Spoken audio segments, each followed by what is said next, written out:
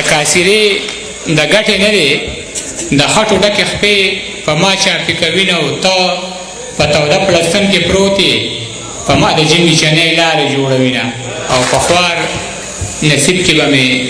څرنګه رڼا راشي زه چې ډیوې ته تیلې ورته کم هوا راشي په خوار نصیب کې به مې څرنګه رڼا راشي زه چې ډیوې ته تیلې ورته کم هوا راشي چې په لیدو یې زما مړ وجود کې سا راشي هغه ته ووایه چې خپل کلي ته بیا راشي او که ستا دارو دي او که دي د دوکاندار پیسې هر څه به وشي خو مورجانې چې تنخوا راشي عجیزه زه یې د جنت سره تشبیه ورکوم ذکر چې چېرته هم زموږ د پښتونخوا راشي چې ډېر زیات بخښونکی او مهربانه دی ډېره زیاته مننه د علامه محمد صدیق صاحب د احمدزی برور د تحبه د یوت پارلیمنټ چې څومره همکاران دي د هغوی ډېره زیاته مننه کوو چې په دومره ښکلي پروګرام کې موږ له بلنه راکړه زما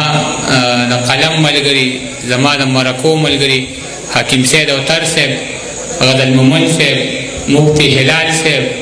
ډېر محترم منیر بونیری صاحب او د خوږې غړی مالک یو ډېر ښه سندرغاړی سیټ پردیسي ما ته مخامخ ناست دی د پښتون ولس غمخوار نظیب خان لالا نور چې په دغه پنډال کې څومره ملګري دي انور خیال بونیری یاسر رور ټولو ته په جمع السلام علیکم او د وخت کمی محسوسېږي زه به شعرونه ووایم چې اول خو دغه ملګري ټپې ووې دی په ټپه باندې راوغوښتمه زه به ورته منیر بونیري صاحب د پښتو یوه ټپه ډالۍ کړم چې او څو شعرونه چې ښایستونه یې په لار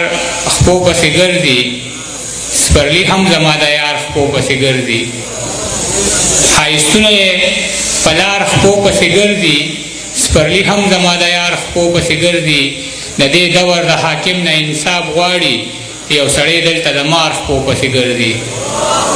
د دې دور د حاکم نه انصاف غواړي یو سړی دلته د مار خپو پسې ګرځي د ماکه کې یې تنا دوه ځایه شوې یوه پیغله د پلار خپو پسې ګرځي د ماکه کې یې تنا دوه ځایه شوې یوه پیغله د پلار خپو پسې ګرځي یو سړي ته مې له زړه نه دعا کړې مړه اوس مې هر بیمار خپو پسې ګرځي یو سړي ته مې له زړه نه دعا کړې مړه اوس مې هر بیمار خپو پسې ګرځي د قرضونو پیمانه یې پوره شوې څوک عجیز د دوکاندار خپو پسې ګرځي او ډس که په ده که په هغه او که په تا کېږي